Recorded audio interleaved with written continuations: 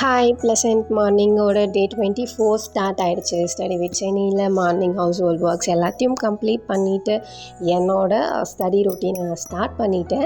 But ஆனால் இன்றைக்கி என்னோடய ஸ்டடி ரொட்டீனை சொல்கிறத விட நிறைய கொஷின்ஸ்க்கு நான் ஆன்சர் பண்ணுறேன். ஸோ நான் இன்றைக்கி என்ன பிளான் பண்ணேன்னா, யூனிட் 9 தமிழில் வந்து பேலன்ஸ் இருக்கிற யூனிட்ஸ், அதுக்கப்புறமா மேக்ஸில் 20 சம்ஸ். பட் அதுக்கப்புறம் நான் என்ன கொஷினுக்கு ஆன்சர் பண்ணணுன்னா, லாஸ்ட் 50 டேஸ் இருக்குது, இப்போ நோட்ஸ் எடுத்து படிக்க முடியுமா அப்படின்னு சொல்லி நிறைய பேர் கேட்டிருந்தீங்க. ஸோ நோட்ஸ் எடுத்து படிக்கிறதுனா பர்சன் டு பர்சன் வந்து டிஃப்ரெண்ட்டாக இருக்கும். எப்படின்னா, சில பர்சன் வந்து படிச்சுட்டு அண்டர்ஸ்டாண்ட் பண்ணிவிட்டு அதுக்கப்புறமா நோட்ஸ் எடுப்பாங்க. அந்த மாதிரி நோட்ஸ் எடுக்கிறவங்க வந்து நோட்ஸ் எடுத்துகிட்டு அதுக்கப்புறமா ஒரு ரிவிஷன் கொடுத்தா போதும். பட் சில பேர் வந்து எப்படி நோட்ஸ் எடுப்பாங்க அப்படின்னா, படிக்க லைன் பை லைன் நோட்ஸ் எடுப்பாங்க. அது ஒரு டேஞ்சரஸான விஷயம். ஏன்னா அது படிக்க நோட்ஸ் எடுக்கிறது அப்படிங்கிறது வந்து நம்ம மைண்டில் ஃபிக்ஸ் ஆகாது. அகெயின் நீங்கள் ஒன்ஸ் வந்து நீங்கள் அதை படிக்கணும். ஸோ அது மாதிரி இப்போ லாஸ்ட் 50 டேஸில் வந்து நம்ம நோட்ஸ் எடுக்கிறது அவ்வளோ கரெக்டான விஷயமா எனக்கு தோணலை.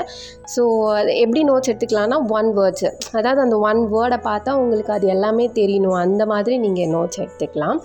அதுக்கப்புறம் இன்னொரு கொஷின்